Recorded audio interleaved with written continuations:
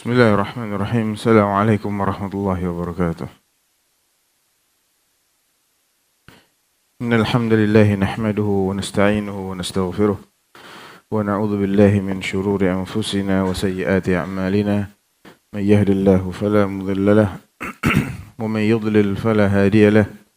Asyhadu an la ilaha illallah wahdahu la syarika lahu wa asyhadu anna Muhammadan 'abduhu wa rasuluh la nabiyya wa la rasula ba'dah.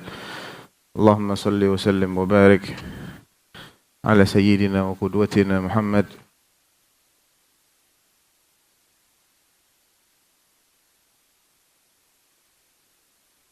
wa ala alihi wa sahbihi ajma'in, amma ba'd. Alhamdulillah ya ikhwah, Allah berikan kita kesempatan untuk menghadiri daurah pembahasan kitab al-aqidah at-tahawiyah li al-imam Abi Ja'far at-Tahawi rahimahullahu ta'ala. Dan kitab al-aqidah at-tahawiyah ini adalah salah satu dari mutun al-aqidah atau matan yang membahas tentang akidah Ahlussunnah wal Jamaah yang ditulis oleh salah seorang ulama dari madhab Hanafi, yaitu Imam Abu Ja'far at-Tahawi yang wafat pada abad keempat Hijriah, ya, sekitar tahun 322.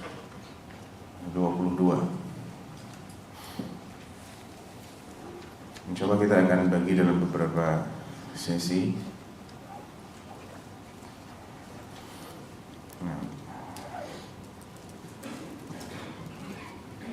Sudah pegang mushaf semua, ya? Langsung minta satu untuk aja cross check. Maju.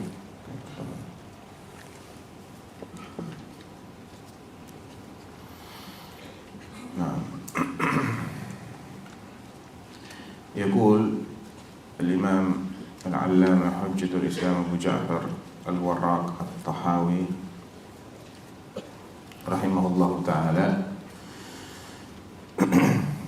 هذا ذكر بيان عقيدة أهل السنة والجماعة على مذهب فقهاء الملة أبي حنيفة النعمان بن ثابت الكوفي وأبي يوسف يعقوب بن إبراهيم الأنصاري وأبي عبد الله محمد بن الحسن الشيباني رضوان الله عليهم أجمعين وما يعتقدون من أصول الدين ويدينون به رب العالمين.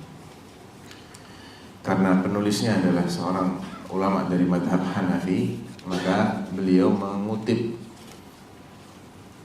nama-nama ulama yang paling terkenal di madhab Hanafi ini, yaitu Al-Imam Al-Muassis, sang pendiri madhab, Al-Imam Abu Hanifah An-Nu'man Ibn Thabit, dan dua orang murid besarnya, ya, yang dikenal dengan istilah As-Sahiban.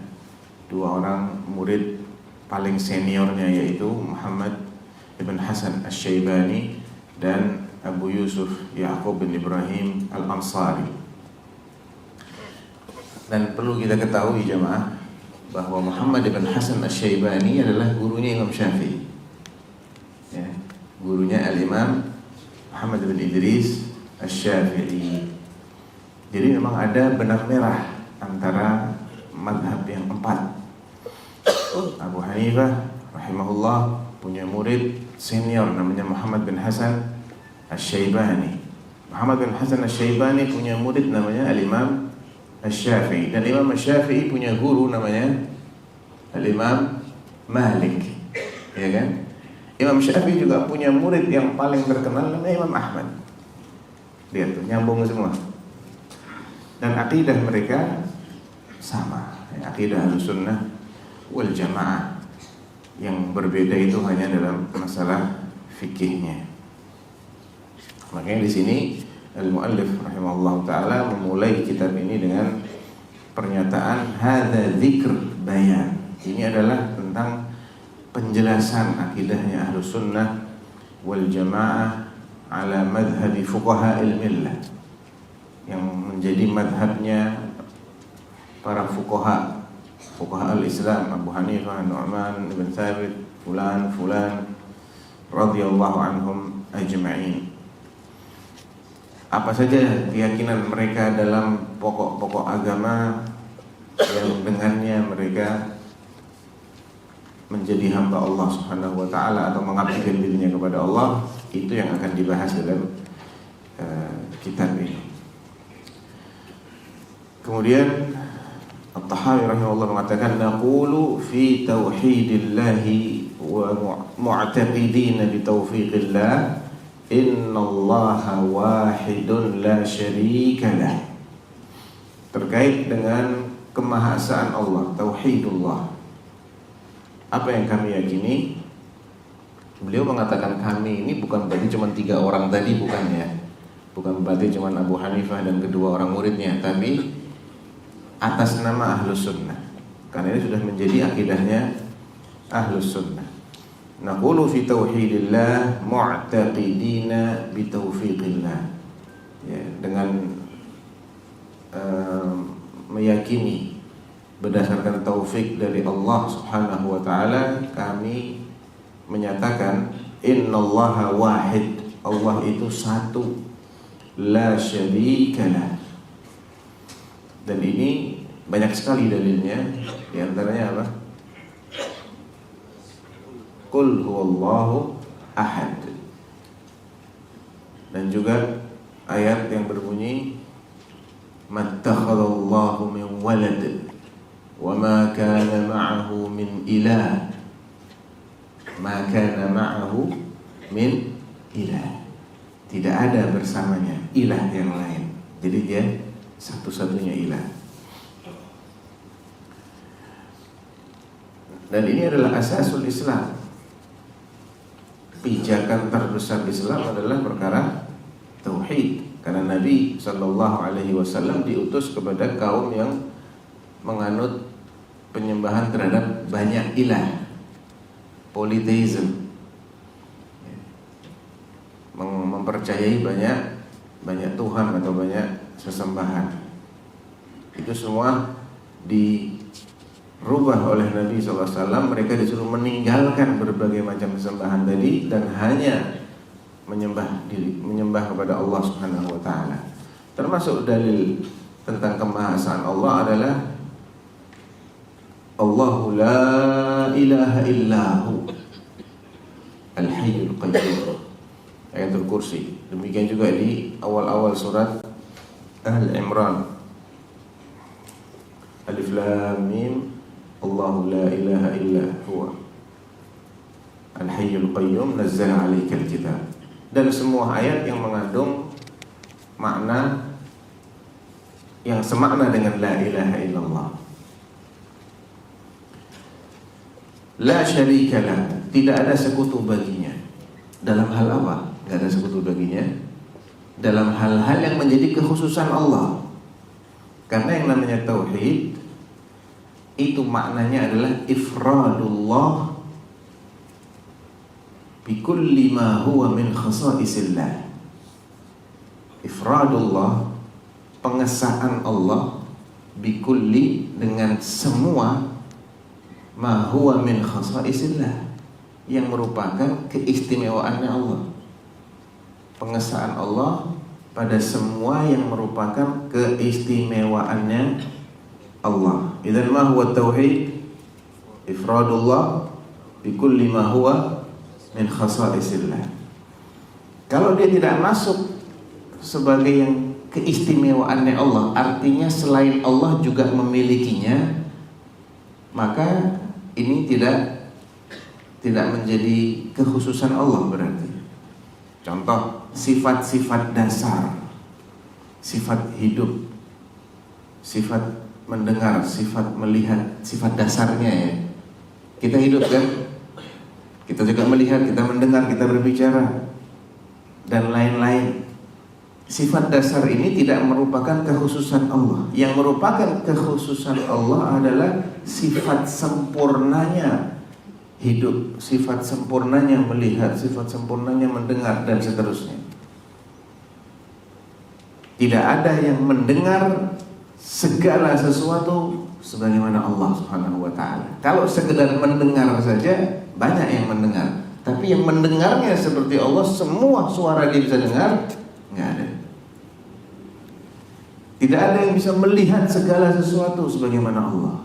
Kalau sekedar melihat saja banyak yang bisa melihat, tapi yang melihat segala sesuatu seperti Allah enggak ada. Termasuk sifat keistimewaan Allah adalah kaunuhu ilahan, sebagai yang diibadahi. Ini benar-benar tidak ada sekutu dalam hal ini.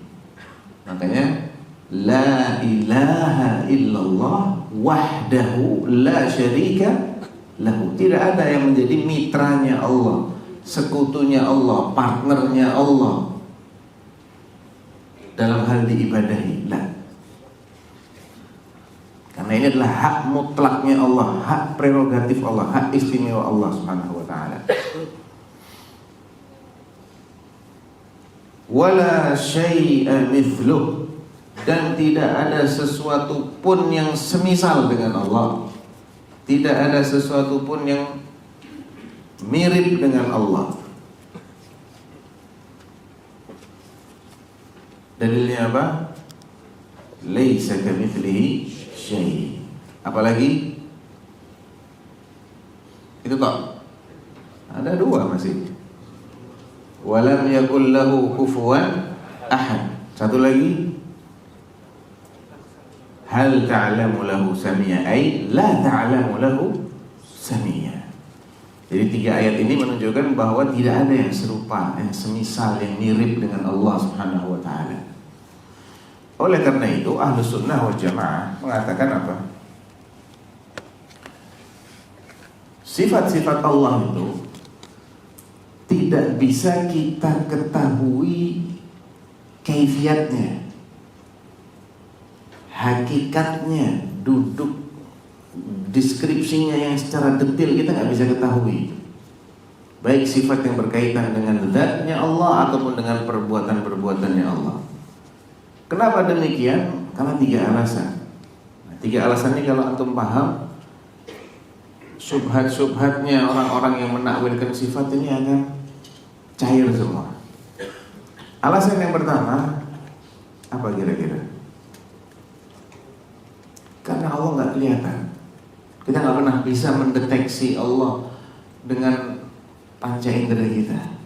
Nggak bisa melihat zatnya, nggak bisa mendengar langsung suaranya. Semua sensor-sensor yang Allah berikan kepada kita ini di dunia ini sengaja dijadikan oleh Allah tidak bisa mendeteksi dirinya.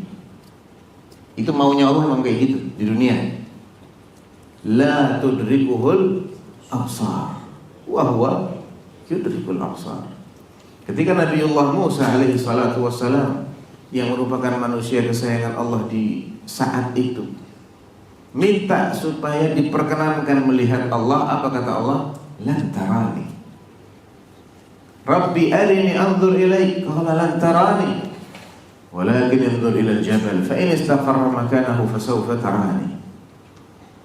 Allah enggak beri kita kekuatan untuk melihat dirinya. Sedangkan karakteristik dari sifat sesuatu itu mengikuti zatnya. Betul enggak? Ini meja ya, keras. Kepala antum keras kan? Siapa yang kepalanya enggak keras? Keras. Batu keras enggak? Keras. Besi keras.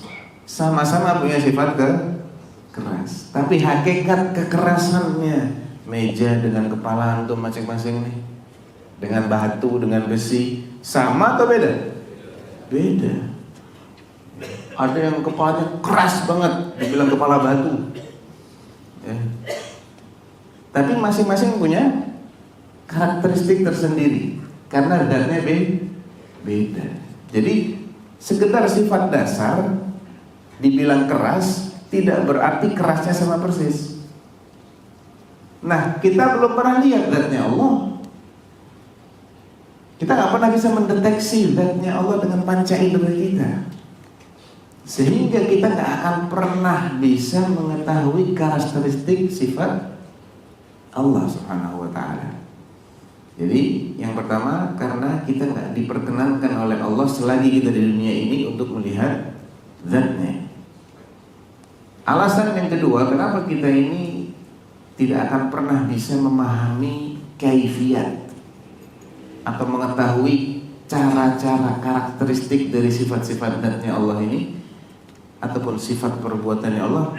Alasannya karena Allah itu nggak ada yang mirip dengannya. Kita mau kiaskan nggak bisa kias di sini.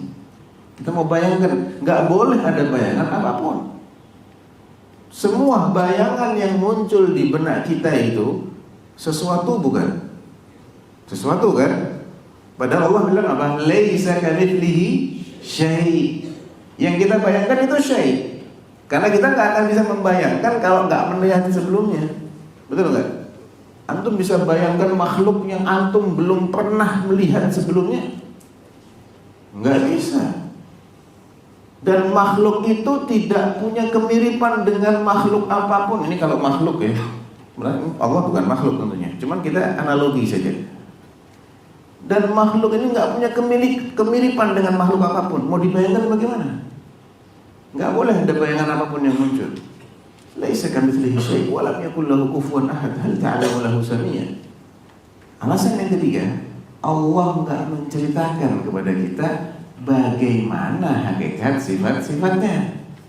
Allah cuma mengatakan, Allah misalnya ya, Allah punya dua tangan, Allah punya wajah, Allah berbicara, Allah bisa murka, Allah mendengar, melihat, naik, turun ke langit dunia di sepertiga malam terakhir, beristiwa di atas arsy, tapi nggak menjelaskan bagaimana caranya. Sehingga karena tiga kunci utama ini tertutup semua, kita nggak bisa mendeteksi dengan panca indera kita. Kita juga nggak bisa mengkiaskan dengan apapun karena nggak ada yang mirip sama Allah. Dan Allah nggak memberitahu kita, ya jangan penasaran. Kalau masih penasaran, tersesat pasti tersesat.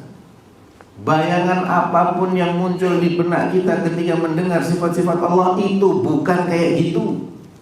Udah, antum yakini nggak kayak gitu sifat Allah. Tangannya nggak kayak gitu, wajahnya nggak kayak gitu. Laisa kamitslihi syai', nggak boleh muncul bayangan apapun. Nah, wala syai'a yu'jizuhu, dan tidak ada sesuatu pun yang menjadikan Allah itu lemah. Itu ada di surat Al-Jin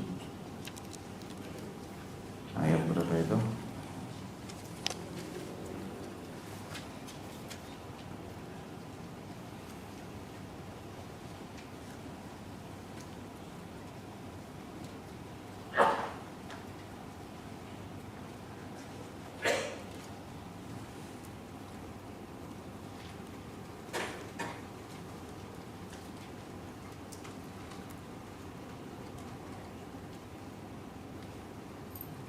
Bukan surat Al-Jin, di surat Fatir, surat ke-35 ayat 44. Qala Allah Ta'ala, awalam yasiru fil ardi fayanzuru kaifa kana 'aqibatul ladzina min qablihim wa kanu ashadda minhum quwwah wa ma kana Allahu liyu'jizahu min syai'. Sama sekali Allah tidak ada yang bisa melemahkannya. Gak ada apapun di dunia ini yang bisa menjadikan Allah itu lemah. Wa ma kana Allahu liyu'jizahu min syai'in fis samawati wala fil ard innahu kana 'aliman qadira.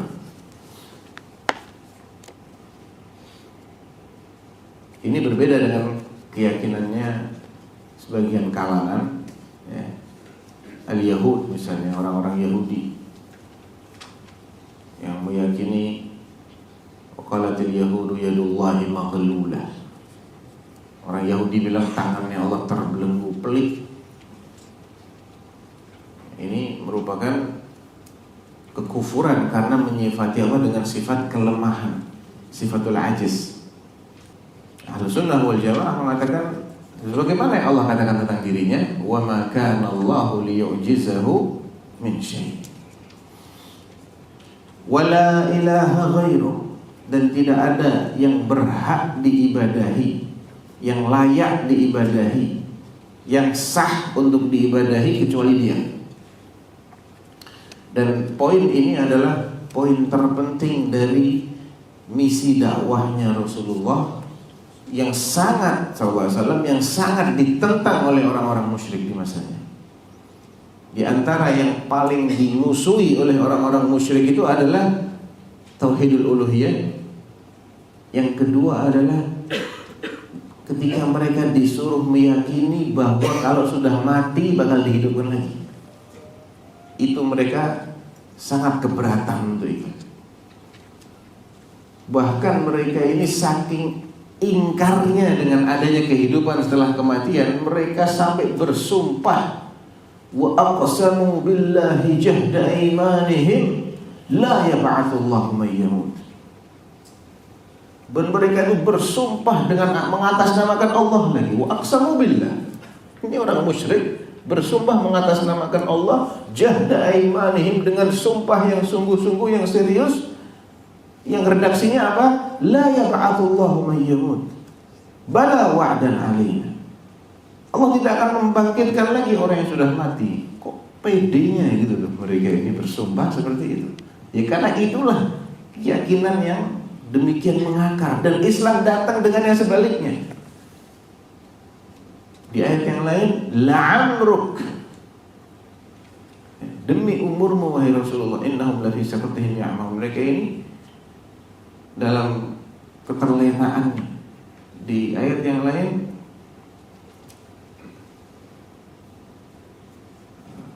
latub'atsunna thumma latunabba'unna bima 'amiltum. Sungguh kalian benar-benar akan dibangkitkan dan akan diberitahu terhadap amal perbuatan kalian. Makanya penekanan terhadap iman kepada Allah dalam pengertian tauhidul uluhiyah dan kepada hari akhir itu kan seringkali dirangkai kan dalam Al-Qur'an. Ya. Alladzina amanu billahi wal yaumil akhir. Itu kan sering banget kita dapati banyak sekali ayat-ayat maupun hadis Nabi, karena memang dua hal ini sangat ditentang oleh orang-orang musyrik. Wala ilaha ghairu, ay la ahad istahaqqa al-ibadata ghairullah. Dan di balik keyakinan la ilaha illallah atau la ilaha ghairu ini berarti orang yang mengatakan seperti ini dia harus punya keyakinan, dia harus punya konsekuensi, harus memiliki ideologi yang baru. Apa itu ideologi baru? Mereka orang-orang musyrik ini kan selama ini diajari oleh leluhur mereka untuk meyakini banyak ilah, untuk menyembah banyak Tuhan. Dan mereka adalah bangsa yang sangat memuliakan ajaran nenek moyangnya. Dan rata-rata manusia begitu, gak cuma bangsa Arab. Rata-rata umat manusia itu memuliakan ajaran nenek moyangnya. Datanglah Rasulullah SAW dengan membawa ajaran tauhid. Kalau dikatakan la ilaha illallah, lah terus nenek moyang saya sesat dong. Ya emang. Terus kenapa? Emang itu konsekuensinya. Ya, itu konsekuensinya. Makanya antum perhatikan ketika Allah Subhanahu wa taala menjelaskan tentang hakikat ajarannya Rasulullah SAW dan bagaimana orang-orang musyrik itu merespon ajaran ini, antum akan paham bahwa memang memahami la ilaha illallah yang benar itu adalah sebagaimana yang dijelaskan dalam Al-Quran, dan itu akan kelihatan dengan sikap. Ya, antum perhatikan di surah ke-37 surat As-Saffat, ayatnya urut 35 dan 36. Gampang hafalinnya. Suratnya nomor berapa? 37, ayatnya 35 36.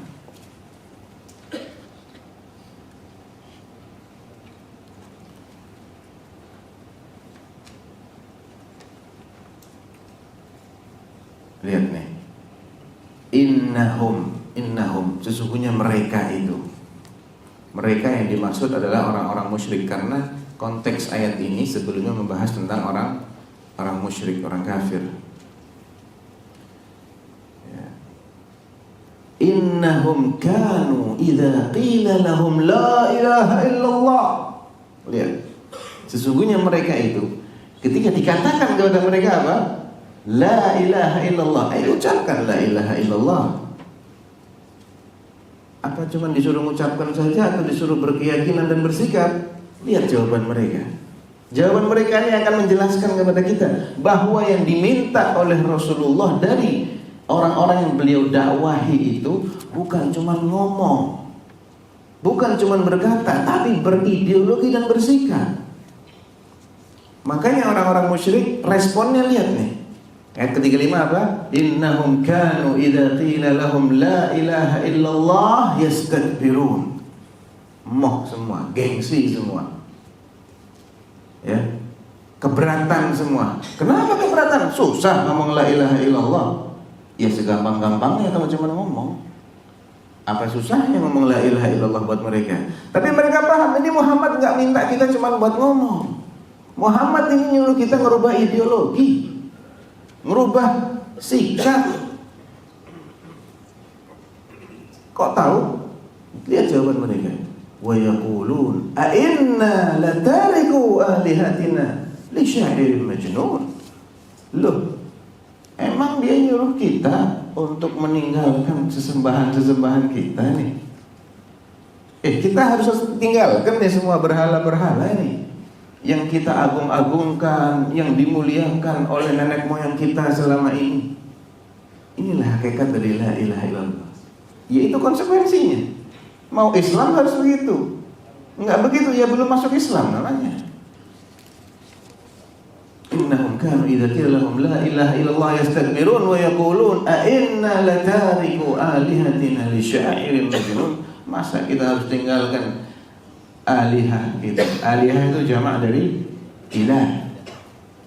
Sesembahan-sesembahan kita yang kita ibadahi yang banyak ini dalam rangka ngikutin ucapan penyair gila ini. Maksudnya Rasulullah dibilang penyair gila. Di surat Sad, surat ke-38 awal-awal itu ayat 4 ayat 5. Allah mengatakan wa ajibu an ja'ahum munzirum minhum. Mereka ini menganggap aneh ketika seorang pemberi peringatan dari kalangan mereka sendiri. Sama-sama Quraisy, sama-sama manusia, dan mereka sudah kenal terhadap sosok orang ini sebelum dia mendakwakan dirinya sebagai nabi. Mereka sendiri yang menjulukinya sebagai Al-Amin. Mereka membanggakannya. Giliran dia mengajarkan ajaran yang berseberangan dengan nenek moyang mereka, apa kata mereka? Wa qalal kafirun. Maka orang-orang kafir itu mengatakan begini, hadza sahirun kadzdzab. Ini penyair pendusta. Gelarnya diganti. Tadinya Al-Amin, begitu mengajarkan tauhid jadi apa? Kadzdzab. Padahal mereka nggak pernah bisa membuktikan kapan dia itu bohong. Kenapa kok digelarin seperti itu? Aja'alal alihata ilahan wahida.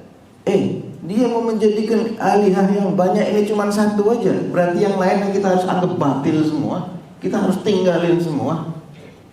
Dan kita harus mengakui bahwa nenek moyang kita, termasuk kita selama ini sesat. Ya memang harus begitu. Itu konsekuensi masalahnya. Enggak ada Islam tanpa ada keyakinan bahwa yang diibadahi selain Allah itu batil. Kalau dia ngaku muslim, dia masih meyakini bahwa yang diibadahi selain Allah itu juga benar, ya dia belum masuk Islam itu namanya. Walaupun dia sholat, walaupun dia zakat, walaupun dia ulang-ulang la ilaha illallah. Karena yang dituntut itu bukan cuma ucapan, tapi apa? I'tiqad. Jelas ya? Hitam putih dong Ustaz. Ya emang hitam putih.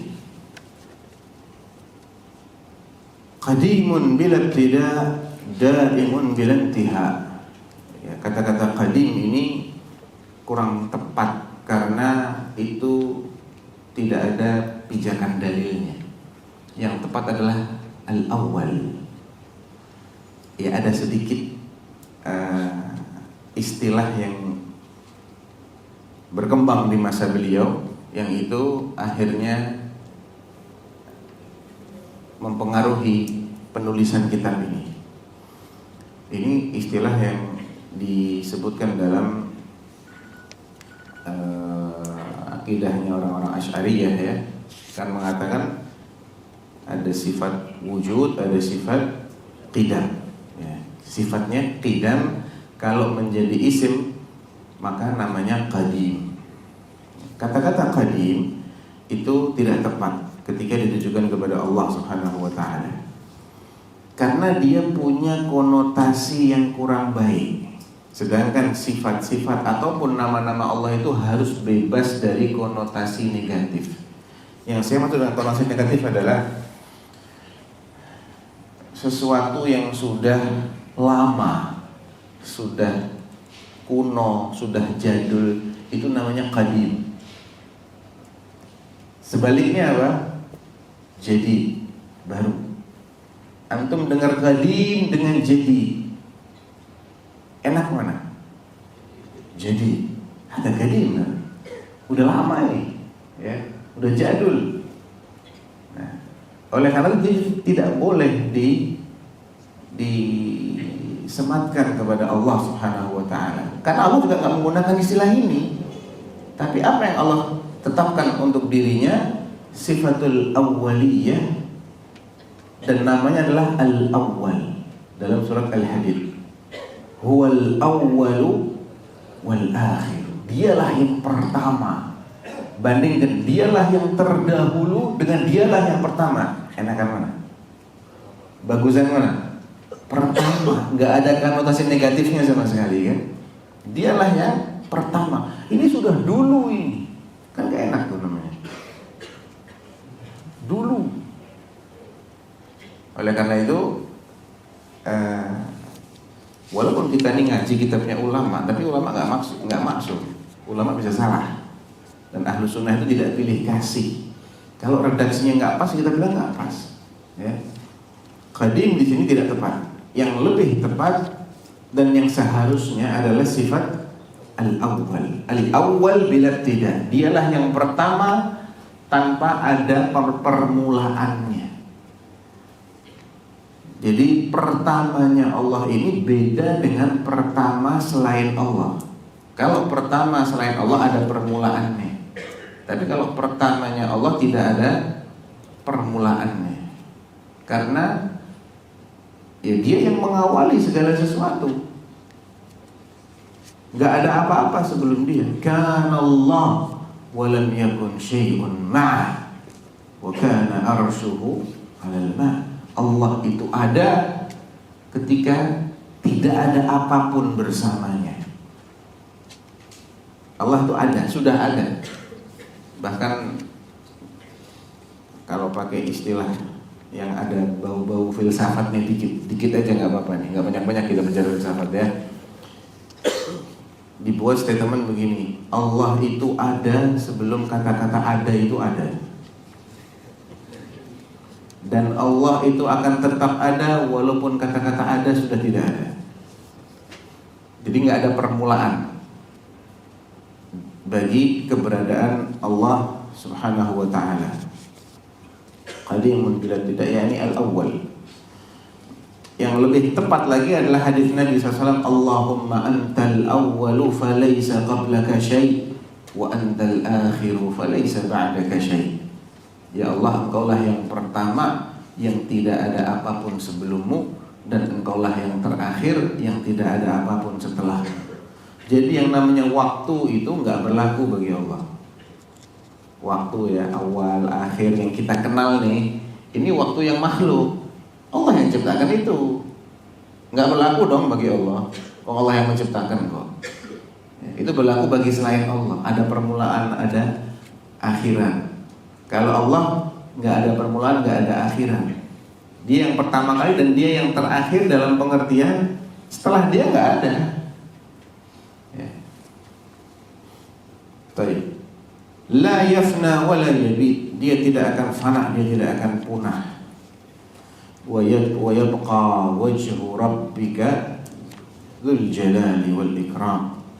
Dan tetap eksislah wajah Rabbmu. Disebut wajah bukan berarti hanya itu, tapi mewakili zatnya secara keseluruhan.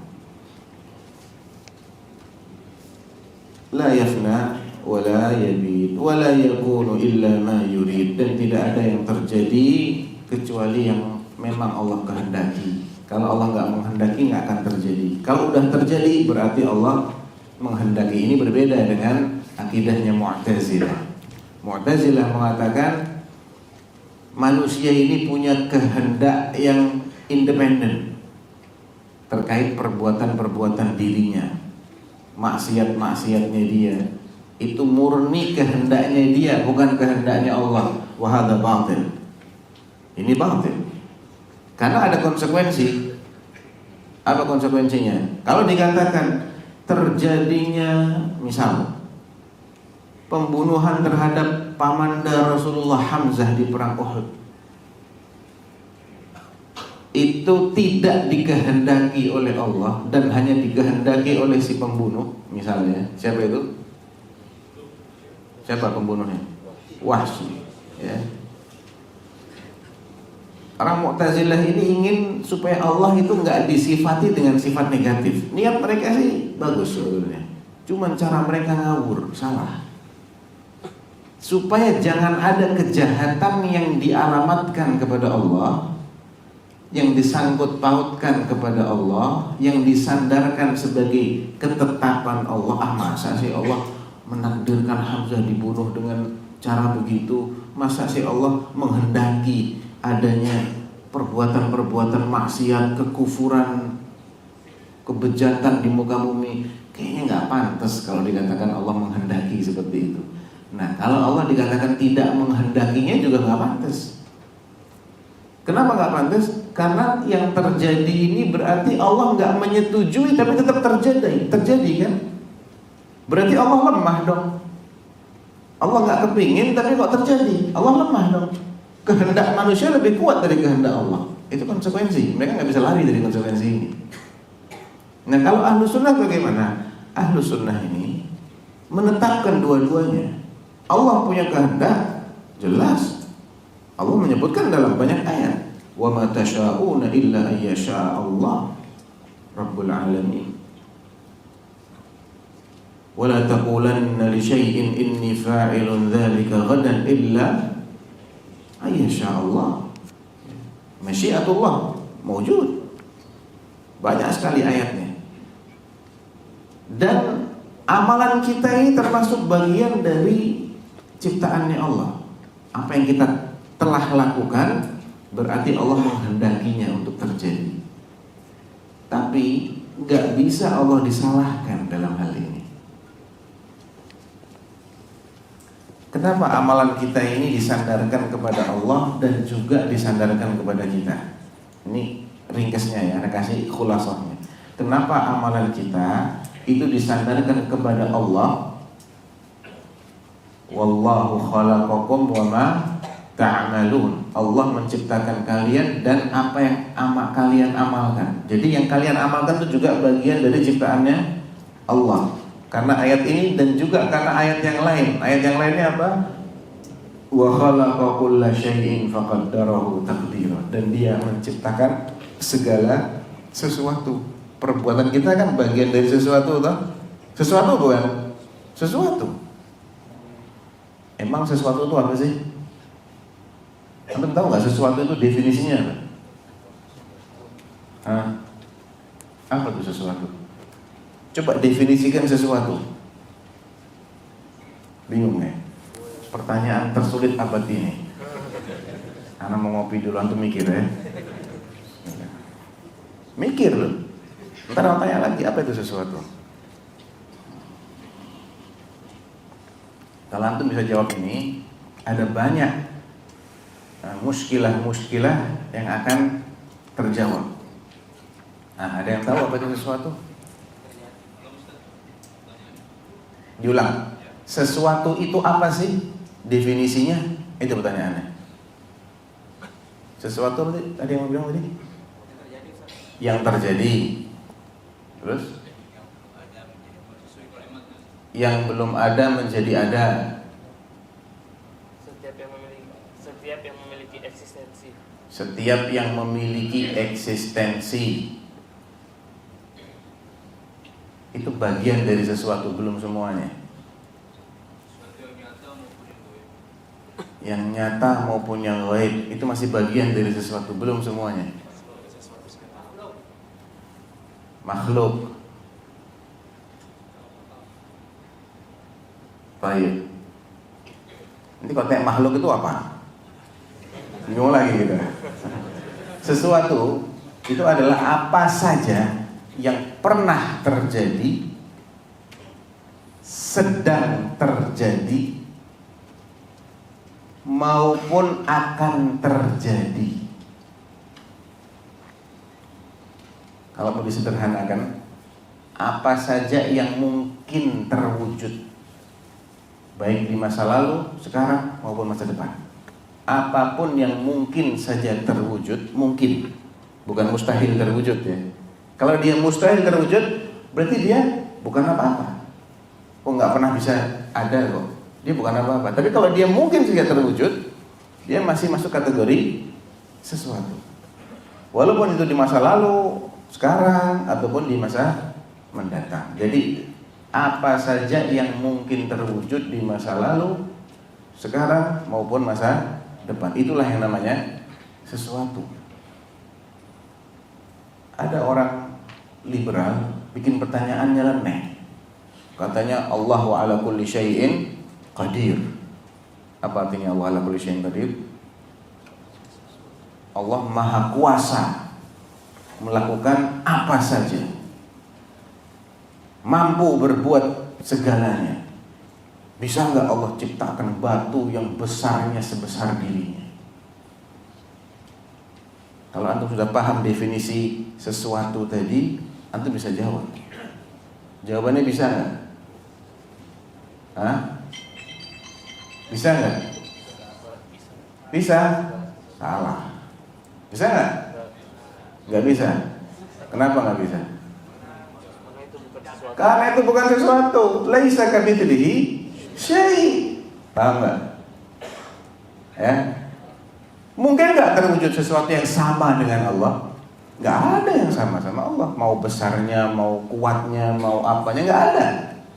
Jadi nggak ada yang bisa diciptakan. Mau diciptakan, bisakah Allah menciptakan sesuatu yang tidak mungkin ada? Lo nggak mungkin ada kok diciptakan, Mas. Sudah sarapan belum sih Anda ini? Gitu. Nggak mungkin ada kok diciptakan. Ya. Nah, jadi perlu kita pendefinisian sesuatu ini perlu. Karena kalau kita nggak paham, dibikin celah oleh mereka.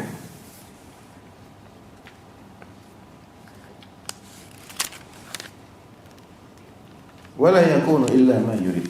Anak kembali ke masalah amal kita tadi. Amal kita adalah bagian dari sesuatu ya. Syai'. Berarti dia termasuk yang Allah ciptakan. Selagi itu pernah terjadi, sedang akan terjadi, dan masih mungkin terjadi, maka dia bagian dari syai'. Dan berarti dia adalah ciptaannya Allah, karena Allahu khaliqu kulli syai'. Ayat yang lain, wa khalaqa kulla syai'in faqaddarahu taqdira. Dan ayat yang ketiga, wallahu khalaqakum wa ma ta'malun. Makanya Ahlus Sunnah berkeyakinan, banyak banget nih dalilnya. Satu ayat udah cukup, ada 3 ayat, bahkan lebih dari itu. Amalan kita adalah ciptaannya Allah. Berarti kalau terjadi apa yang kita perbuat ini udah terjadi, berarti Allah menghendaki enggak dia terjadi? Ya menghendaki, harus wajib dikehendaki oleh Allah. Dia disandarkan kepada Allah, disandarkan kepada Allah dari 2 sisi saja. Karena 2 alasan saja. Alasan yang pertama, karena modal seseorang untuk berbuat itu apa sih? Ada 2. Pertama, adanya keinginan. Ini kayaknya sudah mau baterainya coba disiapkan lagi. Adanya keinginan untuk beramal, naluri untuk beramal. Dan ini dalilnya adalah wa nafsin wa ma sawwaha fa'alhamaha fujuraha wa taqwaha. Manusia itu bisa berbuat fujur, bisa berbuat takwa karena Allah berikan dua naluri ini. Ada makhluk yang Allah nggak kasih naluri untuk berbuat fujur. Siapa itu? Malaikat. Ya. Kalau manusia dikasih.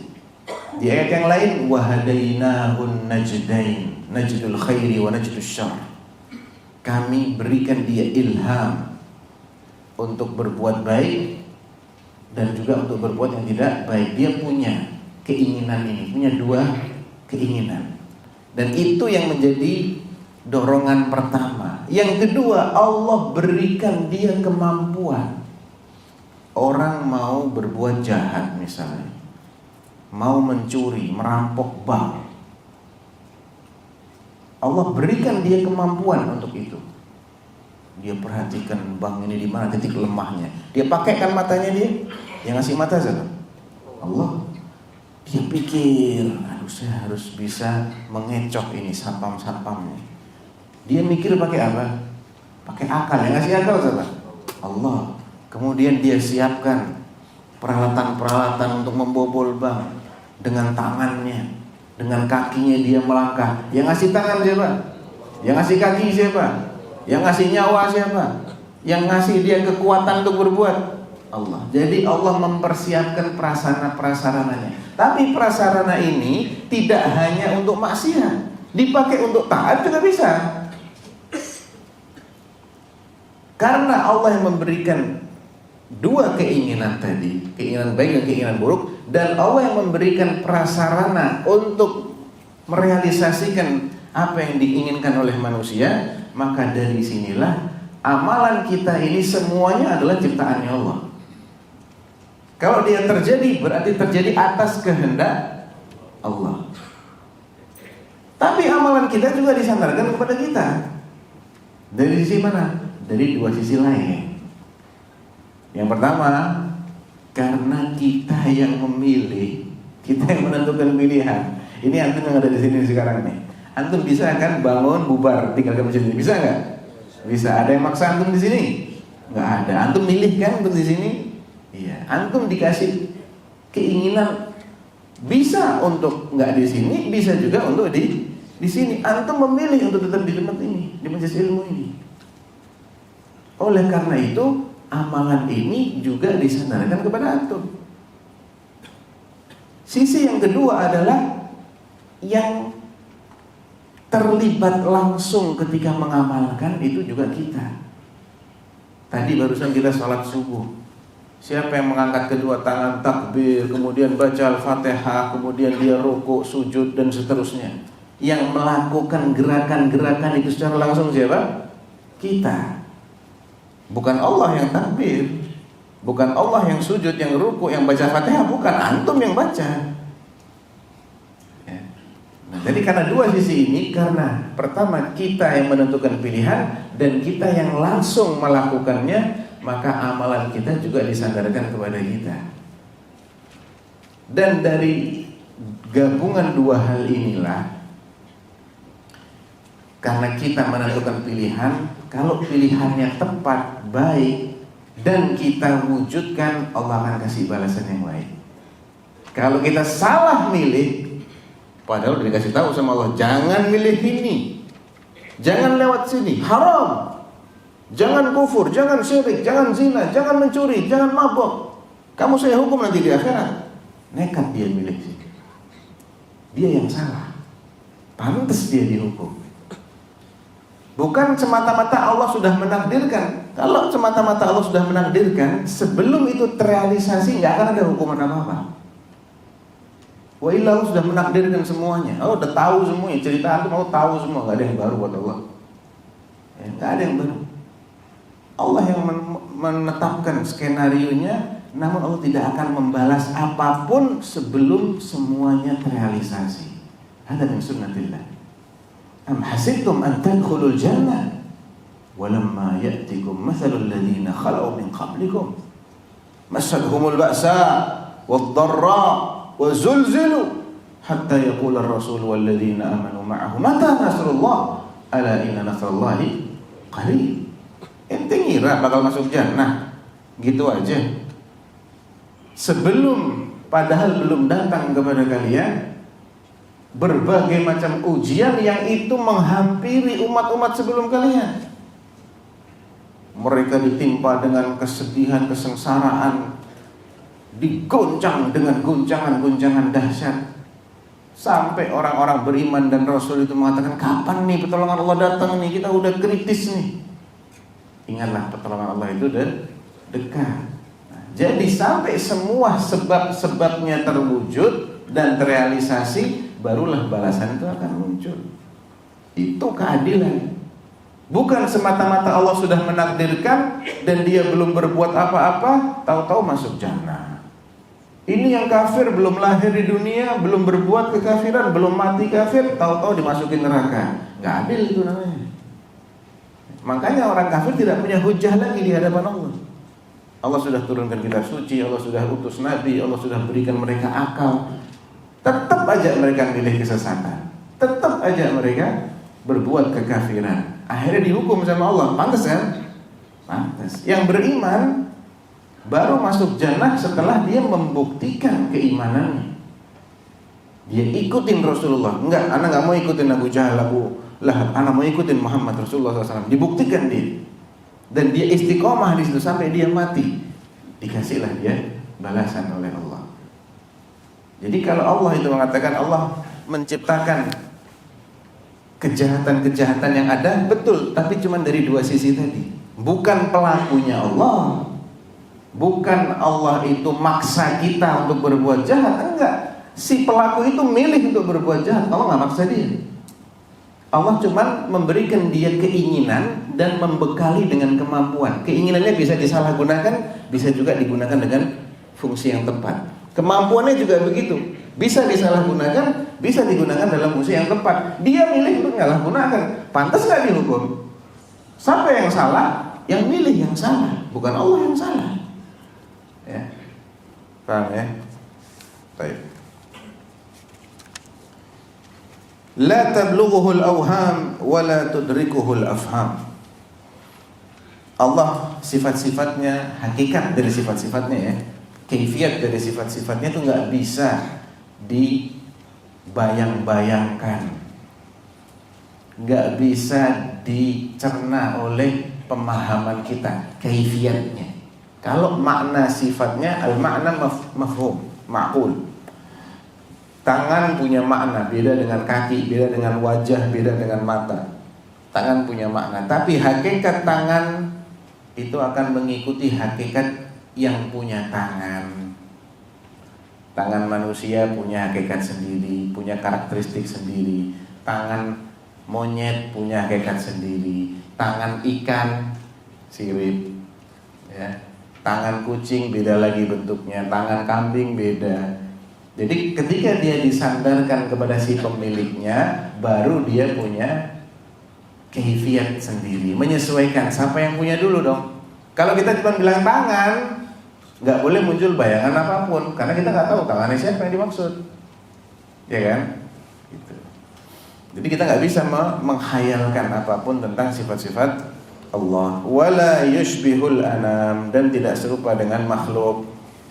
Laisa kamitslihi syai'. Hayyun la yamut, huwal hayyul qayyum. Ya, sifat Allah, nama Allah. Al-Hayy itu nama Allah. Sifatnya Al-Haya, kehidupan. Namanya Al-Hayy, kalau diterjemahkan yang maha hidup. Qayyumun la yanam. Qayyum terus-terusan ngurusin semua ciptaannya. La yanam, tidak tidur, ngantuk pun tidak. Dalilnya apa? Ayat kursi. La ta'khudhuhu sinatun, ai ngantuk enggak, naum juga enggak, tidur juga enggak. Dan ini adalah sifat sempurna bagi Allah. Kalau bagi manusia, orang nggak bisa tidur itu nggak sehat, muskilah itu. Ya. nggak normal sebagai manusia. Kalau Allah Subhanahu wa taala sampai tidur, berantakan ini alam semesta. Hancur nih, ya. Karena Allah senantiasa kullu yaumin huwa fi sya'n. Setiap hari ada yang diurusin sama Allah. Dan itu secara garis besar, kalau ada manusia nih, kalau ada, tapi nggak ada ya. Kalau ada manusia yang tanpa tidur, tanpa istirahat, dia tetap prima terus, hebat kan? Hebat. Tapi masalahnya nggak ada manusia kayak gitu. Ya. Kalau Allah Subhanahu Wa Taala kan ngurus semuanya, diurus sama Allah. Manusianya, jinnya, malaikatnya, binatangnya, tumbuhannya, benda matinya, pergerakan-pergerakan ini. Dan itu terjadi setiap detik. Banyak sekali kejadian di jagat raya ini. Kalau Allah tidur, kacau balau. Makanya mutlak gak boleh tidur sama sekali. Tidak mungkin Allah itu tidur. Ngantuk saja gak mungkin. Karena begitu ngantuk sudah mulai lemah kontrolnya. Qayyumun la yanam, khaliqun bila hajah, raziqun bila mu'na. Ketika dia menciptakan apapun, maka bukan karena dia membutuhkannya. Ini penting ini. Dalilnya apa? Dalilnya ada dalam surah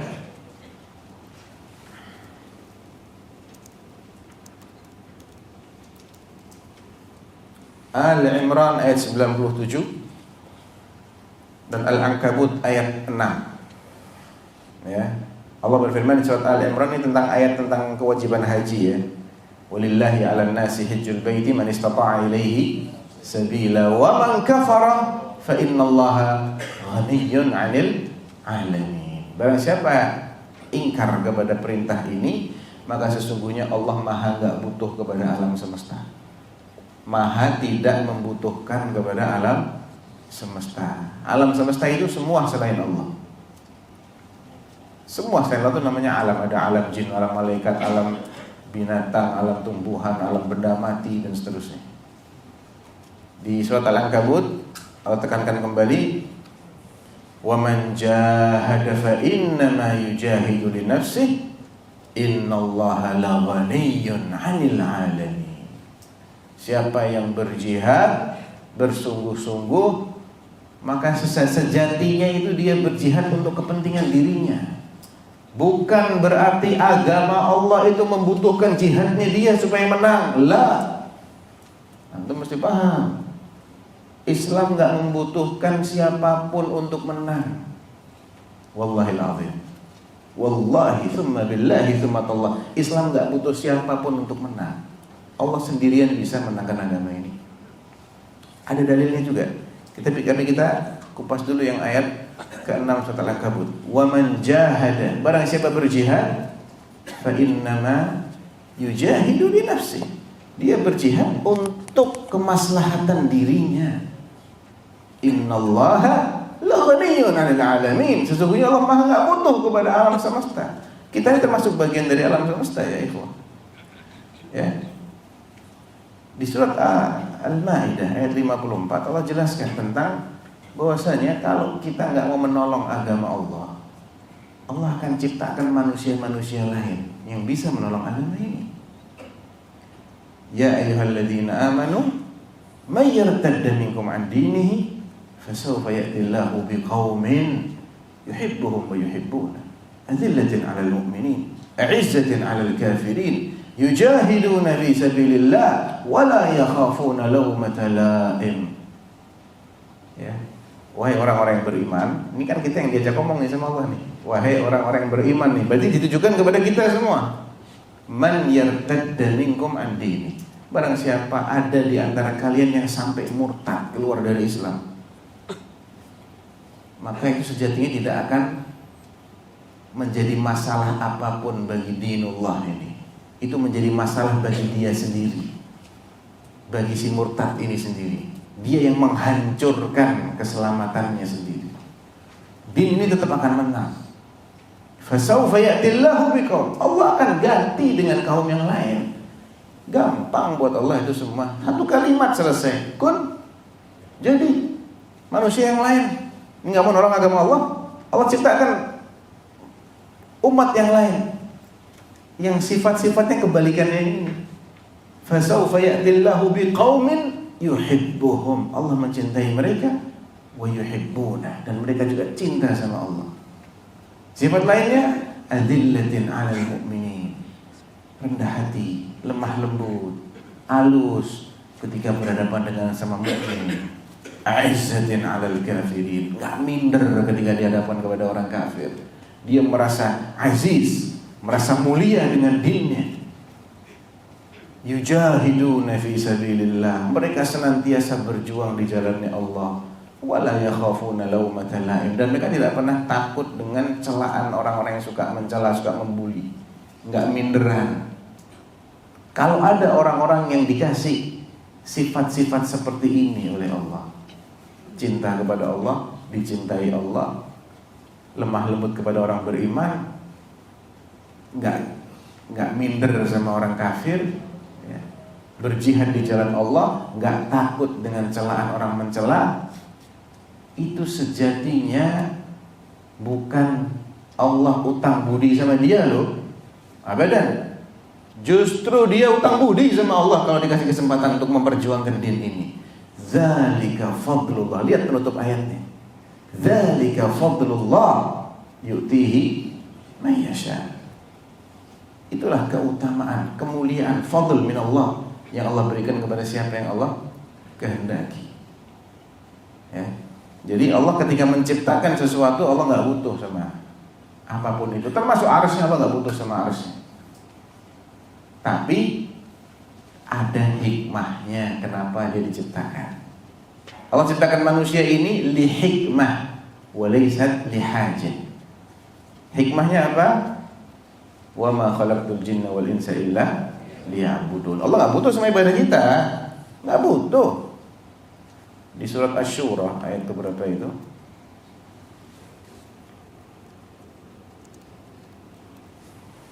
Ayat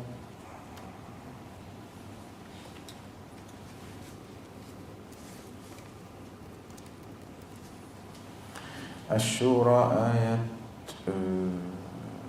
Az-Zumar, surat Az-Zumar. In takfuru fa innallaha ghaniyun 'ankum. Ayatnya ayat 7. Surat ke-39 ayat ke-7. In takfuru, seandainya kalian itu pada jadi orang kafir, maka sesungguhnya Allah enggak butuh sama kalian. Ya. Ini sifat Allah, kita mesti paham nih. Kita ibadah sama Allah tuh jangan sekali-kali merasa kita udah baik sama Allah, dan Allah gak butuh sama ibadah kita. Wallahi al-azim gak butuh sama ibadah kita. Dan kita harus punya keyakinan begitu, karena Allah bilang begitu. Mau kafir semua, Allah gak butuh sama kalian. Kalian sendiri yang bakal celaka. Ya. In ahsantum li anfusikum wa in asatum falaha. Ya kan? Kalau kalian berbuat ihsan, kalian berbuat baik buat diri kalian sendiri.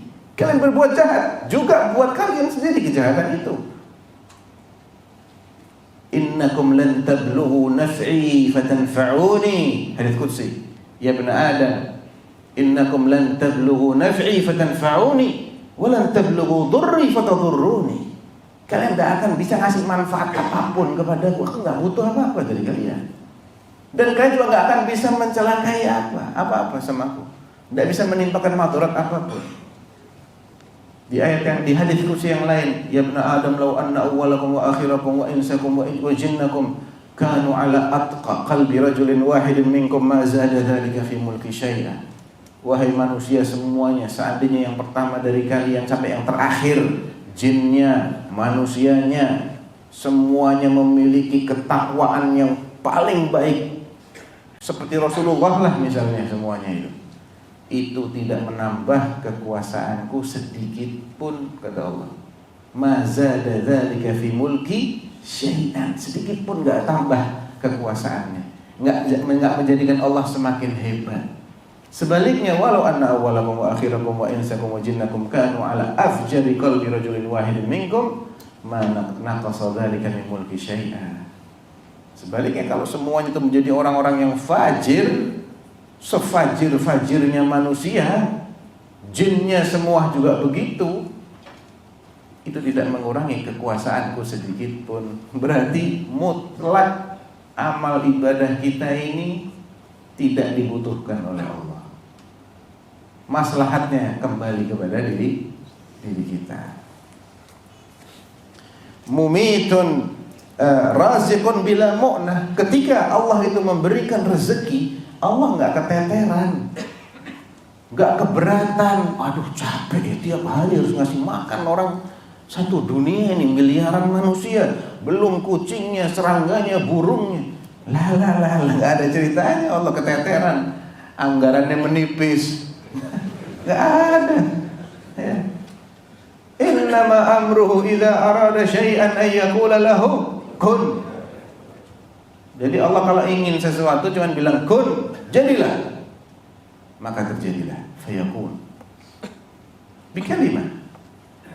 Maka dalam lanjutan hadis qudsi yang lain, ya bani Adam, law anna awwalakum wa akhirakum wa insakum wa jinnakum qamu fi sa'idin wahid. Perhatikan, seandainya semua manusia yang pertama sampai terakhir plus jinnya serempak dalam satu waktu minta permintaan mereka kepada Allah, fasa'aluni fa'ataitu kulla insanin mas'alata, dan masing-masing aku kabulkan permintaannya. Mau minta apapun dah, terserah mau minta apapun, dikabulkan serempak sama Allah.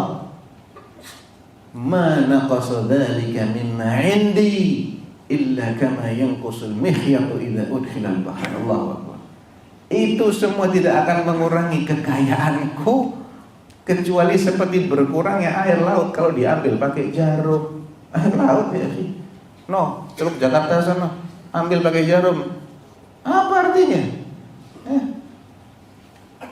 Kenapa? Allah tinggal bilang kun, jadi itu semua. Ya. Dari sejak Allah ciptakan manusia pertama sampai akhir zaman nanti, semua manusia dikasih rezeki sama Allah.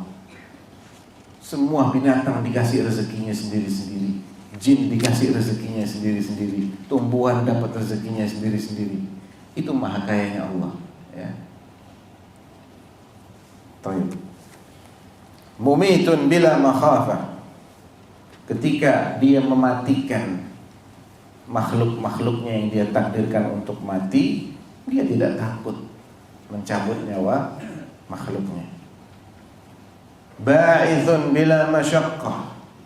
Dia bangkitkan yang sudah mati itu menjadi hidup kembali tanpa ada kesulitan sama sekali. Innama amruhu idza arada syai'an an yaqula lahu kun fayakun. Ma zala bi sifatihi qadiman qabla khalqih. Ini kata-kata qadim ini juga kurang tepat. Dia senantiasa memiliki sifat-sifat yang ada pada dirinya sebelum dia melakukan penciptaan. Jadi sebelum Allah menciptakan itu, Allah sudah punya kemampuan untuk menciptakan, walaupun belum ada yang Allah ciptakan. Paham ya? Kalau kita kan nggak bisa diklaim begitu.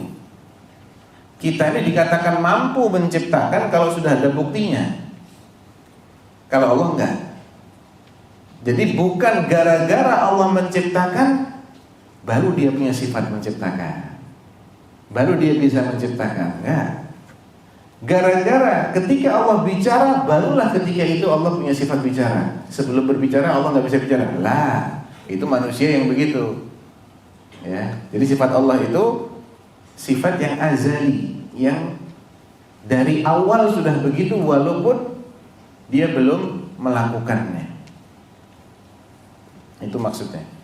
Wa kama kana bi sifatihi azaliyan kadzalika la yazalu 'alaiha abadiyan. Dan sebagaimana sebelum dia melakukan apapun dia sudah memiliki semua sifat-sifat kesempurnaannya, dia akan senantiasa memiliki sifat-sifat kesempurnaan itu. Tentunya sifat-sifat Allah itu terbagi menjadi dua. Ada sifat dzatiyah, sifat yang senantiasa melekat pada zatnya Allah. Sifatul azamah, sifatul ulu, sifat al-qudrah, al-iradah, al-ilm, al-haya, as-sam', al-basar, dan semisalnya. Sifat kemahabesaran, maha luasan Allah, maha hidup, maha mendengar, maha melihat, maha berbicara, berkeinginan, berkekuatan, maha tingginya Allah, senantiasa di atasnya Allah. Ini sifat yang senantiasa melekat pada zatnya Allah. Di antaranya itu, saya nggak dalam rangka menyebutkan satu persatu semuanya, nggak. Saya hanya mencontohkan ya. Ada lagi sifat fi'liyah ikhtiyariyah, sifat yang berkaitan dengan perbuatan Allah. Ketika Allah ingin berbuat, Allah akan berbuat. Kalau lagi nggak ingin berbuat, Allah tidak berbuat. Contohnya sifatun nuzul, sifat turunnya Allah ke langit dunia di sepertiga malam terakhir dengan cara turun yang layak dengan kebesaran dan keagungan Allah. Contoh lainnya sifat menolong hamba-hambanya. Kalau Allah lagi berkenan menolong, Allah tolong. Belum berkenan, belum. Sifat mengijabahi doa. Kalau Allah berkenan mengijabahi, Allah ijabahi. Kalau Allah belum berkenan, ya belum. Jadi sifat-sifat ini kaitannya dengan masyiahnya Allah. Ada masyiah, Allah lakukan. Belum, belum. Bal iyyahu tad'un. Bal iyyahu tad'un fayakshifu ma tad'una. Ayatnya gimana tuh? Aywa. Bal iyyahu tad'un fayakshifu ma tad'una ilaihi insya'a. Insya'a. Ini kaitannya dengan mengijabahi doa. Kalau dia berkehendak, dia akan ijabahi apa yang kalian panjatkan itu. Murkanya Allah, ridhonya Allah. Bukan setiap saat Allah murka, setiap saat Allah ridho. Enggak. Tapi ketika Allah ingin murka, Allah akan murka. Sifat menghukumnya Allah itu ikhtiyariyah. Sifat makarnya Allah ketika musuh-musuhnya berbuat makar. Sifat mengelabuinya Allah ketika orang-orang munafik itu hendak mengelabui Allah. Ya, innal munafiqina yukhadi'una Allah wa huwa khadi'uhum wa yanquruna wa yanqurullah wallahu khairul makirin. Ini sifat-sifat ikhtiyariyah. Ketika Allah berkenan, Allah akan berbuat. Ya.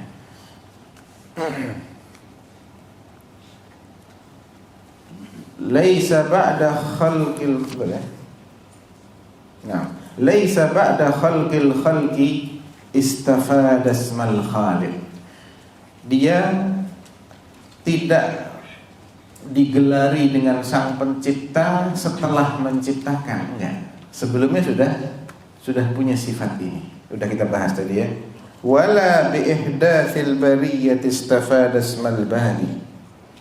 Bukan pula karena membuat makhluk manusia atau yang lainnya Allah mendapatkan nama Al-Bari. Bari itu bari, aslinya bari, tapi kadang-kadang hamzah itu dibuang biar enak. Ya. Aslinya adalah huwallahul khaliqul bari'ul musawwir. Ya. Boleh dikatakan Al-Bari, boleh dikatakan Al-Bari. Makanya ada orang namanya Abdul Bari. Imam Masjid Nabawi ya, Abdul Bari Al-Thubaiti. Asluhu Abdul Bari, bara'a yabra'u fahuwa bari'un. Mirip dengan Khaliq artinya, mirip. Lahu ma'na ar-rububiyyati wala marbub wa ma'na al-khaliqi wala makhluq. Allah telah memiliki sifat rububiyah semenjak makhluk yang bertuhan itu belum ada. Ya, sama kayak yang sebelum-sebelumnya. Huwar Rabb walaupun belum ada apa-apa. Huwal Ma'bud walaupun belum ada yang mengabdikan dirinya kepada Allah. Wa kama annahu muhyil mauta ba'da ma ahya. istahaqqa hadzal isma qabla ihya'ihim kadzalika istahaqqa ismal khaliqi qabla insya'ihim. Sebagaimana Allah menyandang nama Muhyil Mauta, yang menghidupkan orang-orang yang sudah mati, setelah dia menghidupkan mereka, dia juga dinamai begitu sebelum menghidupkan mereka. Ya, sebagaimana yang kita jelaskan tadi, bedanya sifat-sifat Allah dengan sifat-sifat kita itu bukan karena latihan. Kalau kita itu punya sifat biasanya karena berlatih. Kalau Allah enggak. Ini tadinya enggak ngerti, belajar dia jadi pinter dia. Sebelum belajar dia bodoh, enggak ngerti. Tadinya dia lemah, latihan terus dia angkat terus yang jadi kuat dia. Nah, itu manusia, makhluk. Yang begitu itu makhluk. Kalau Allah enggak begitu. Enggak pakai latihan-latihan. Sebelumnya dia sudah punya sifat, setelahnya dia juga sudah punya sifat. Enggak ada yang baru bagi Allah. Dzalika bi annahu ala kulli syai'in qadir. Ini alasannya. Kenapa Allah dikatakan bisa menghidupkan yang mati walaupun belum ada orang yang dia ciptakan? Bi annahu ala kulli syai'in qadir. Wa hadza min syai'. Ini termasuk bagian dari sesuatu.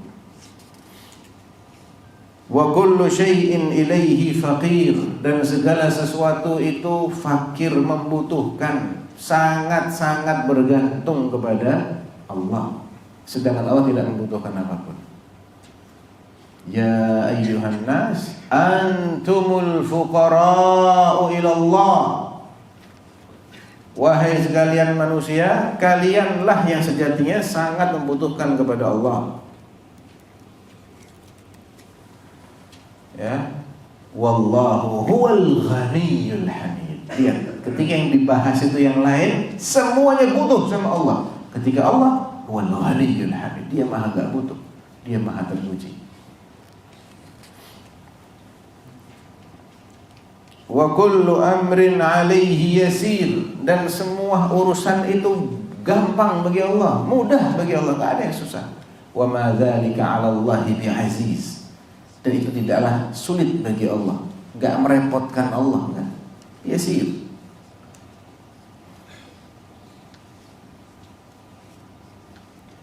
Wala yahtaju ila syai', ini udah, dia gak butuh kepada apapun. Laisa kamitslihi syai'un wa huwas samiul basir. Udah kita bahas juga, khalaqal khalqa bi'ilmihi, dia menciptakan setiap makhluknya itu dengan ilmunya. Sebelum dia menciptakan, dia sudah tahu seluk-beluk makhluknya tanpa ada yang tercecer sedikit pun. Ahata ilmuhu bikulli syai', jadi ilmunya meliputi segala sesuatu. Ini yang langkah pertama, sebelum Allah menciptakan itu Allah sudah tahu dulu semuanya. Kemudian Allah catat semua yang Allah ketahui tadi itu dalam Al-Lauhul Mahfuz. Semua yang Allah akan ciptakan juga Allah tentukan dalam Al-Lauhul Mahfuz. Baku sudah, tidak ada perubahan apapun. Kemudian Allah mulai menghendaki satu persatu. Sebelum dia terjadi, Allah kehendaki dulu, kemudian Allah ciptakan, ya, dengan caranya masing-masing. Ada makhluk Allah yang diciptakan dengan kalimat, dan itu yang paling banyak. Innama amruhu idza arada syai'an ay yaqula lahu kun fayakun. Ada yang diciptakan dengan kedua tangannya. Contohnya Adam, ya. Allah ciptakan Adam dengan kedua tangannya. Allah menciptakan jannah kalau nggak salah juga dengan cara itu.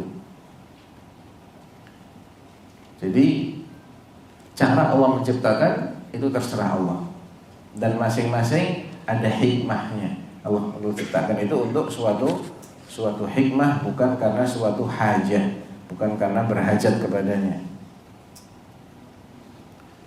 Wa qaddara lahum aqdar, dan Allah juga tentukan kadarnya masing-masing, ketetapan bagi atau takdir bagi masing-masing ciptaannya.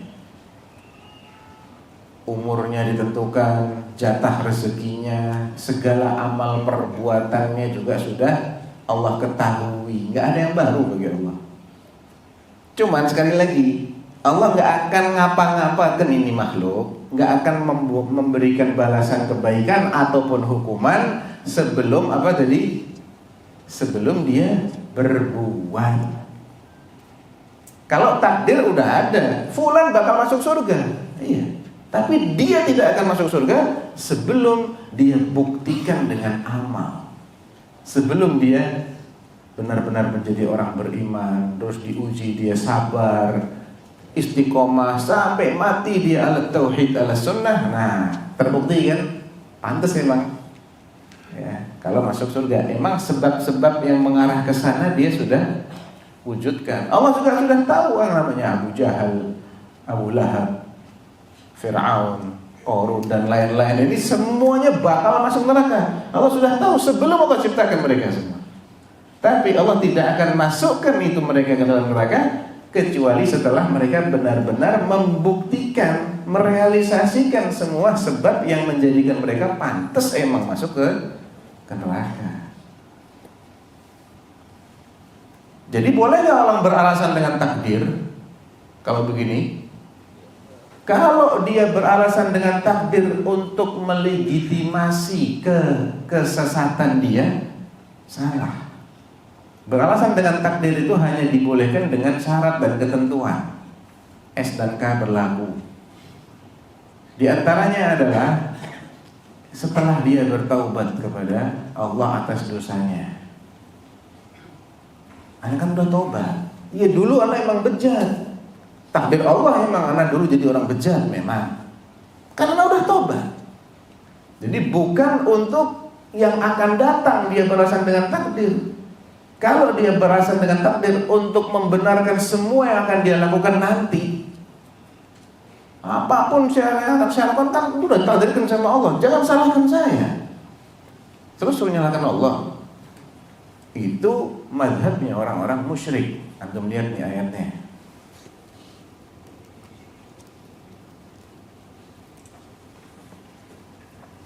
Di surat Al-An'am 148. Ini ada terjemahan tuh, terjemahan juga ahli. Ambil terjemahan. Yang gede itu.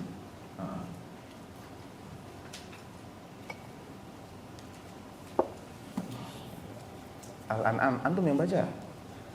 Al-An'am 148. Masa Anda semua?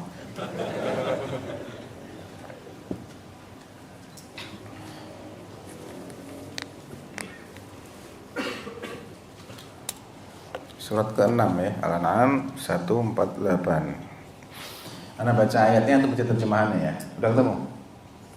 Tapi bacanya yang keras, biar kedengaran sama masjid. Atau ada mikrofon wireless ada? Panitia? Sayaqulul ladzina asyraku law sya'allahu ma asyrakna wala aba'ana wala aba'una wala harramna min syai' kadzalika kadzdzabal ladzina min qablihim hatta dzaqu ba'sana qul hal 'indakum min 'ilmin fatukhrijuhu lana in tattabi'una illa adh-dhann wa in antum illa takhrusun. Betul kan? Baca.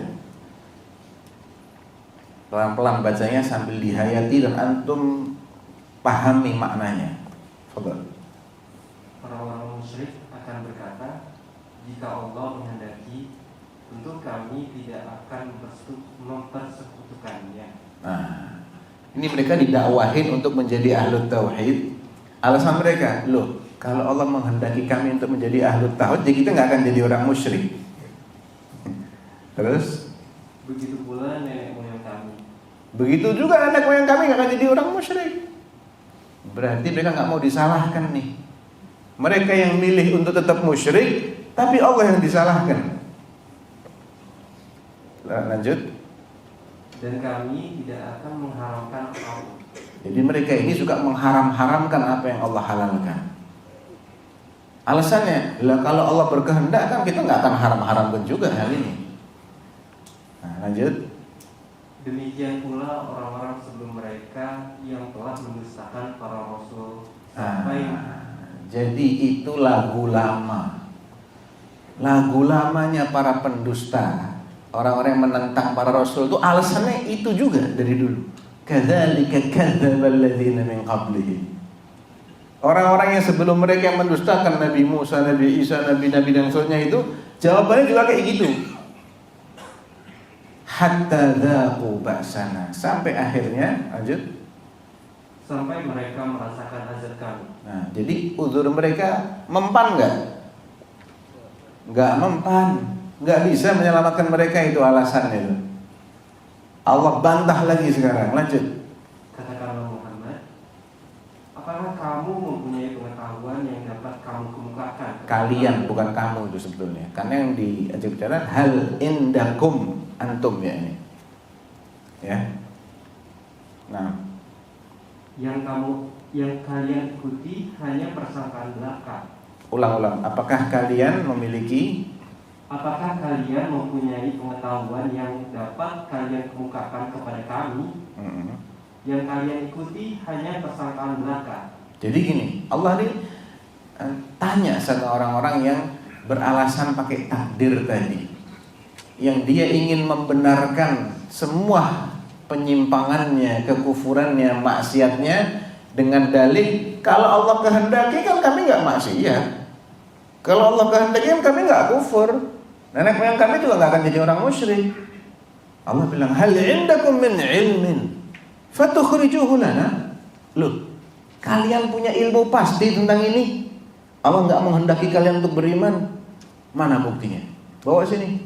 Mana surat keputusan dari Allah yang telah ngecap kalian tidak akan beriman selamanya? Kalian punya? La. In tattabi'una illa dhann. Kalian ini cuma ngikutin dugaan. Kalian ini beragama cuma kira-kira. Menurut saya, hati-hati itu beragama, jangan pakai tebak-tebakan. Ini bukan teka-teki. Agama ini dalil ya. Ada dalil ikutin, gak ada dalil jangan dikira-kira. Ini kayaknya Allah nggak menghendaki saya bertobat. Udah deh jangan bertobat. Kan tuh kira-kira namanya. Iya kan? Wa in antum illa takhrusun, artinya dan kalian hanyalah berdusta ya. Kalian hanya mengira, ya. Iyattabi'una illa dhann wa inna dhanna la yughni minal haqqi syai'a. Orang-orang musyrik itu agamanya semuanya kira-kira. Ini kayaknya nih berhala nih bisa nolong aneh nih di akhirat nih. Udah deh sembah aja deh. Ini kayaknya dia bisa mendekatkan kami kepada Allah sedekat-dekatnya. Din mereka semuanya kira-kira, enggak ada yang pakai dalil. Masa sih nenek moyang kita mau nyesatin kita? Kan ini ajar leluhur kita. Masa leluhur kita ingin kita celaka? Loh, buktinya kalau mereka nggak sesat apa? Kebenaran itu sesuatu yang independen. Bukan karena leluhur yang ngajarkan dia mesti benar. Ini perlu bukti. Justru dia itu perlu bukti. Buktikan kalau leluhurmu yang ngajarin kamu nyembah berhala itu benar. Buktinya apa? Jadi jangan pakai kira-kira. Allah sudah turunkan semua buktinya. Baca, ikuti, selamat kamu. Ya. Baik.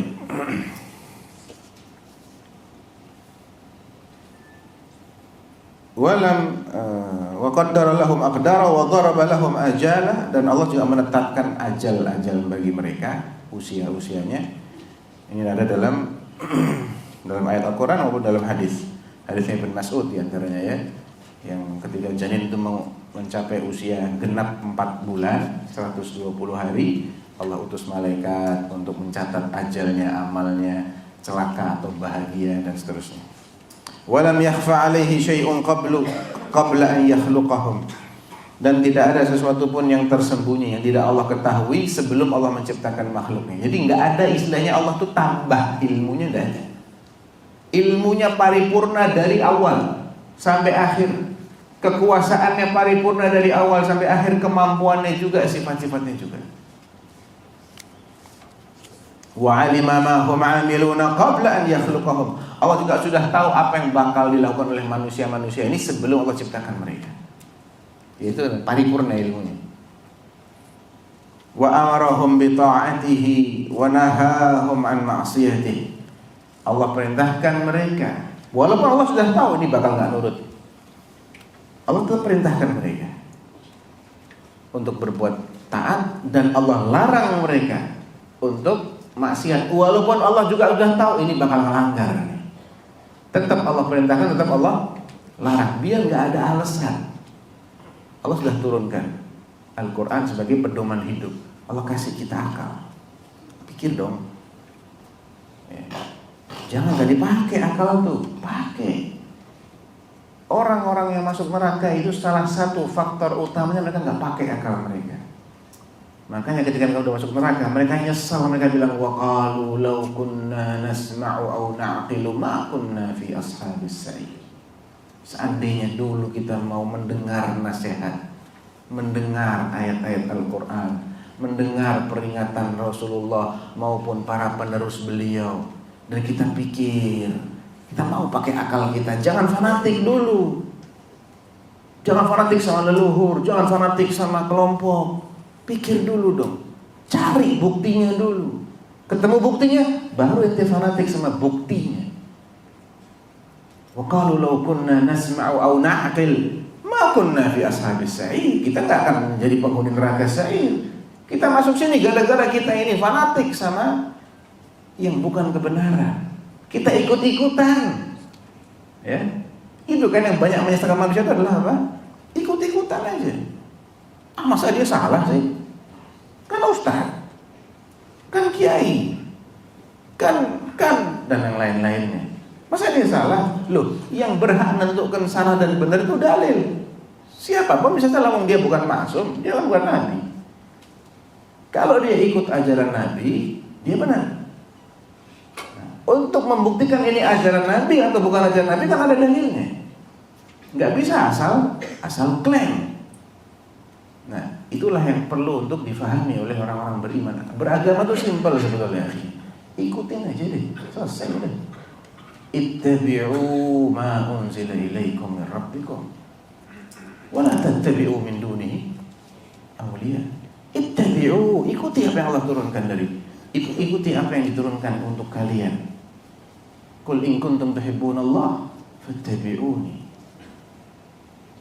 Alladzina yattabi'una ar-rasul an-nabiy al-ummi. Mereka yang mengikuti rasul dan nabi yang ummi di surat Al-A'raf 157, yang Allah telah sebutkan namanya dalam Taurat, Injil, Al-Quran, yang sifat-sifatnya begini.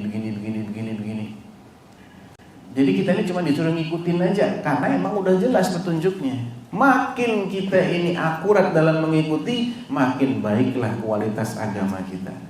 Makin kita ini banyak berkreasi, udah jelas dia nggak kayak gini, dia bikin kreasi lagi baru, makin jauh kita dari kebenaran. Bahaya.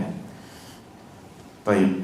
Wa amarahum bi ta'atihi wa nahaw ma'siyatihi wa kullu syai'in yajri bi taqdirihi. Segala sesuatu berjalan terjadi dengan takdirnya.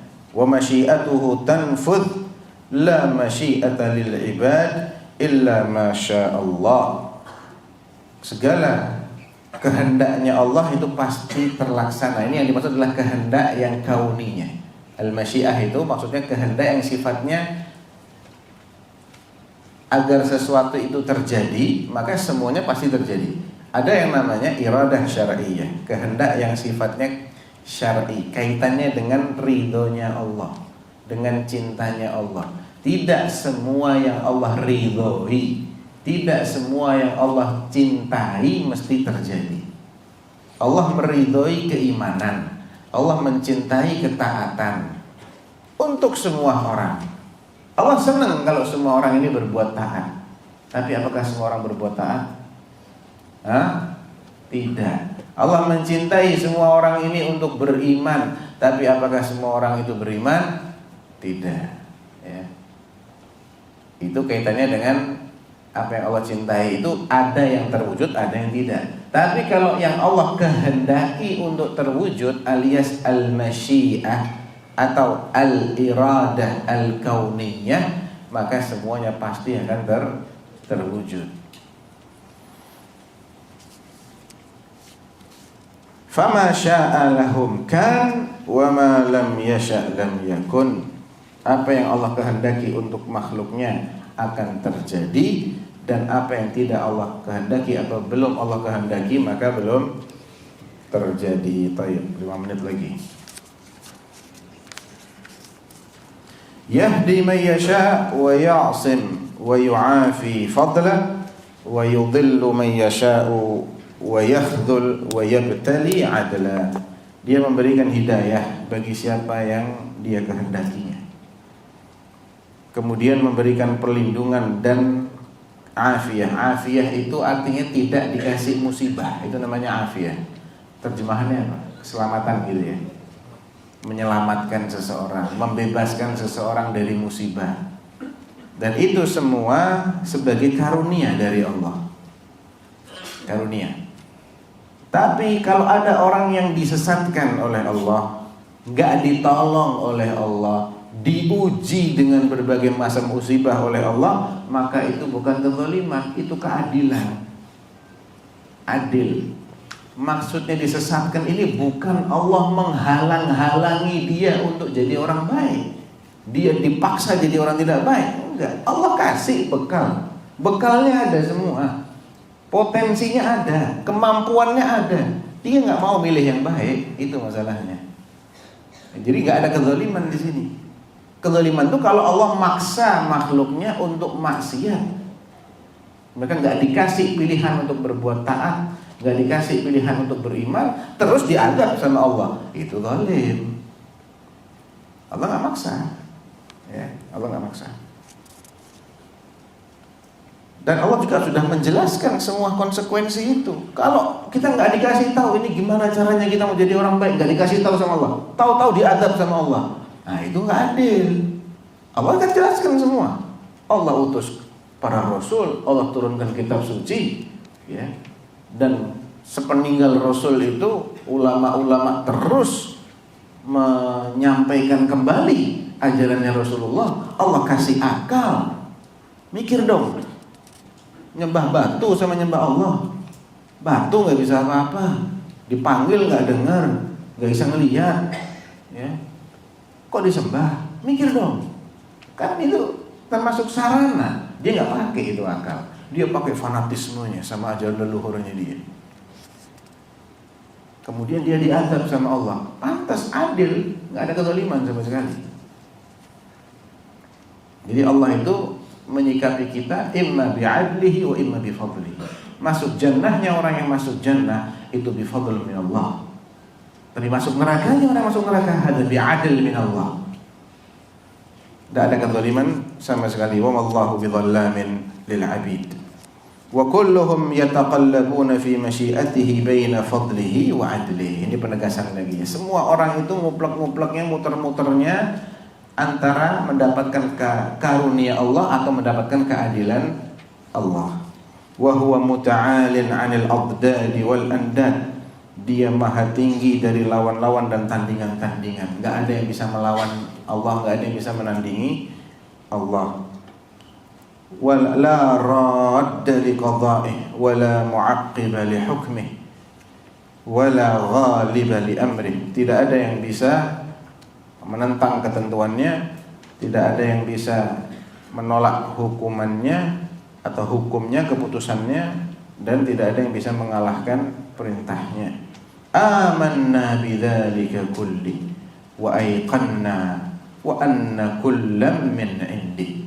Ya, kami Ahlussunnah wal Jamaah mengimani itu semua. Ini kan semua pembahasan tentang Allah ini, ya. Sampai poin 40 ini semuanya tentang tauhidullah. Kami mengakui, mengimani itu semua, dan kita juga yakin bahwasanya semua itu adalah dari sisi Allah Subhanahu wa ta'ala. Ya, ini kayaknya udah habis ya waktunya ya. Betul, udah habis. Baik, sambung jam berapa? Jam 8. Tayyib. Wallahu taala alam wa sallallahu ala nabiyyina Muhammad wa ala alihi wa sahbihi wa sallam. Assalamualaikum warahmatullahi wabarakatuh.